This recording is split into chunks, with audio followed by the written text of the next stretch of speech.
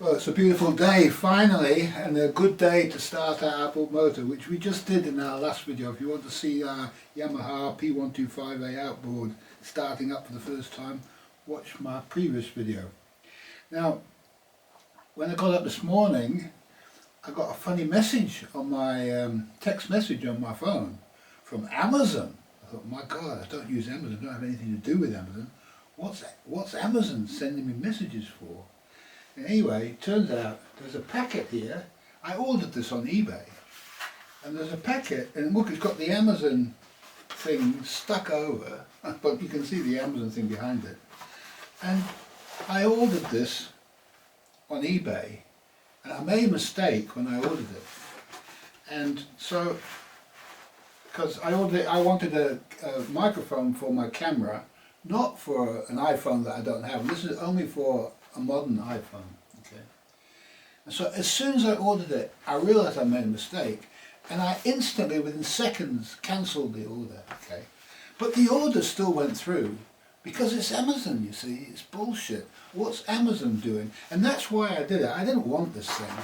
I just did it. I just ordered this thing so I could find out about the problem of Amazon on eBay, because now Amazon must have some financial arrangement with Google to automatically list all their nonsense on eBay.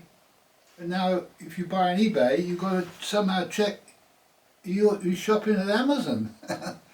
You see the problem? See why I need to know about this stuff? And so I'm just going to do a return on this and not send it back. That's the end of it, you know. And if they don't give me any money back, well, I don't care, you know. I mean, at least it cost me to learn about this. I would never have found out otherwise, except I bought something like this from Amazon, thinking it was from eBay. Now, all this stuff is from eBay, and this is how I like to. I like to deal with small sellers who sell on eBay and private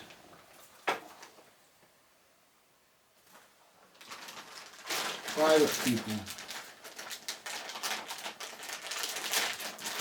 So let's find out what we've got, because it's all to do with our boat, this, our dinghy.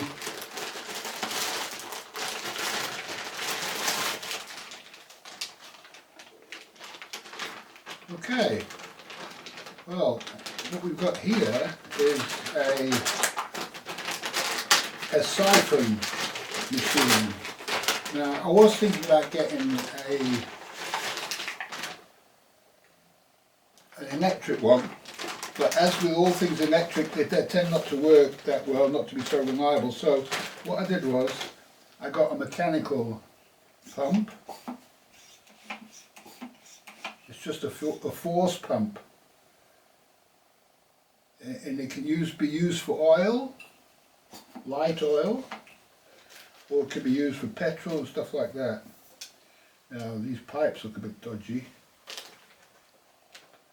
Oh, they've got all sorts of different pipes. They've got sort of thick-walled pipes, thin-walled pipes, all sorts of pipes with various fittings that can take pipes.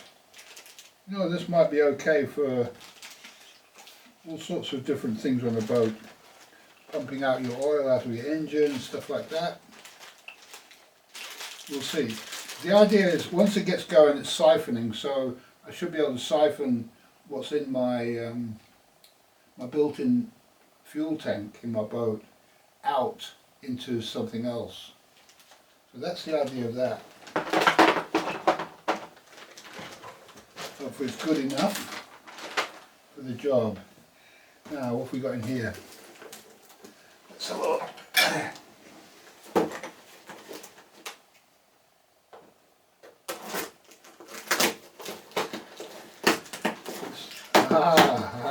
Okay. Now, when I saw this on eBay, I just hit the buy now instantly, without even looking, just in case somebody else got it. Okay, because this is exactly what I need. And this is a main sheet, block and tackle, okay.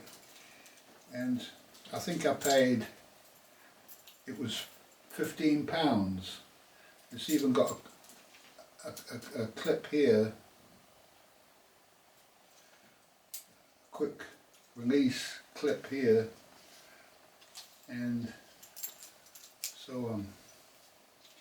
And so I did tell you that I was interested in making my sailboat into a lateen, not sailboat, my dinghy into a lateen sail dinghy with, and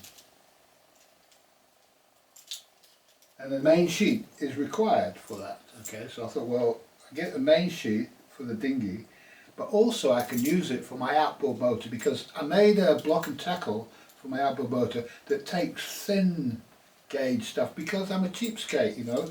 I mean, to buy these separately, to buy this block and tackle and this piece of rope and everything, you're talking £100, you know, probably for one of those. And the beautiful thing about this is it's got the self-tailing, or whatever you call it, so that once this is attached to the outboard motor, you can pull it and it won't go back on you. It won't go back on you, okay? And I don't have that arrangement at the moment. I've just got this thin rope and these very dubious small blocks, and I'm pulling on this and it's digging into my hands, and if I release it, it just pulls my hand up into the mechanism, you know what I mean? And so this is going to make life so much easier. And I might have to change that wire thing there somehow to because that might be, I might need to get closer than that allows me to the barrel rail, because what happens with the outboard motor is gets lubricated, it'll be alright, and get a weight on it. Yeah, so one end goes on the bow rail and the other one goes on the outboard and pulls the outboard. And the other thing is now that it can be locked, after you put the outboard into place, you can actually put a bit of tension on that too, to the bow rail, and hold the outboard up against the bow rail so that it supports its weight a bit too, so that the bracket isn't kind of over tasked. Yeah. So I'm very happy with that. And as I say, I wouldn't have bought it because I can't afford to buy such expensive things, but because it was only £15, I hit the buy now instantly on that, and that's my good fortune, because that's going to serve me in good stead for a long time, for the rest of the life of the boat, really. Okay. Now, what have we got here?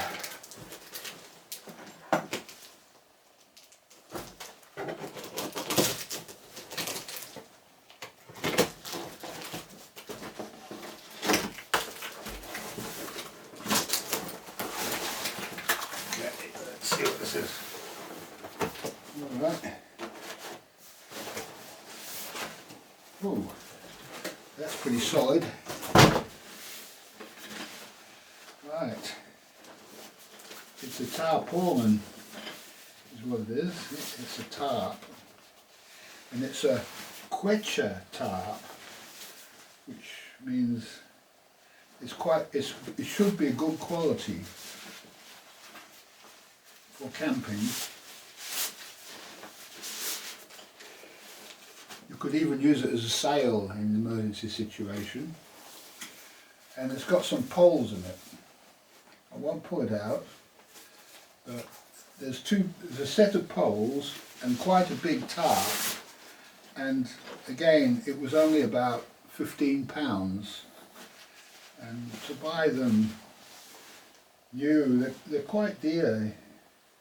This is a big one, and it's a 3 metres by 3 metre, this one, so it's a good size one. And it'll also go on my motorbike, so I can go camping on my motorbike, and it can go in my dinghy, it can go camping in my dinghy, and wherever you go you can just put it up, put a couple of poles up to hold it up, tie it to the dinghy, tie it to a tree, and there you go. Or tie it to your motorbike, tie it to a fence, put the poles up, and it's much easier to deal with than a tent. And it's nicer to be under a tarp because you can see out, you know, when you're underneath there you can see out. I don't like plastic tins. Okay, so that's where we're up to. We've got all our bits and pieces. More stuff coming, and gathering together all the things that we need. And as you can see, I'm having to buy a few bits and pieces, and so it was good that I didn't spend all my money on that Hangkai 6 horsepower when I have now got a very nice Yamaha 125 air-cooled, doesn't have an impeller, all that stuff, and I've solved its weight issue to a certain extent. And yeah, so this will be good. This will also be good to get it up to the bracket from the ground when the tide goes out, and we've got to lift somehow, get the engine up onto the bracket. Well, you can put this is attached to the rail, and then you can lower it right down, hook it up to the outboard, pull it up, and it's locking itself up as it goes. So, piece of cake now. Before it was really dodgy because you've got to hold on to it. If you let go, it sucks your hand in to the mechanism. So yeah, the ideal arrangement for it. Okay, well this is a short one this time, so thanks for watching.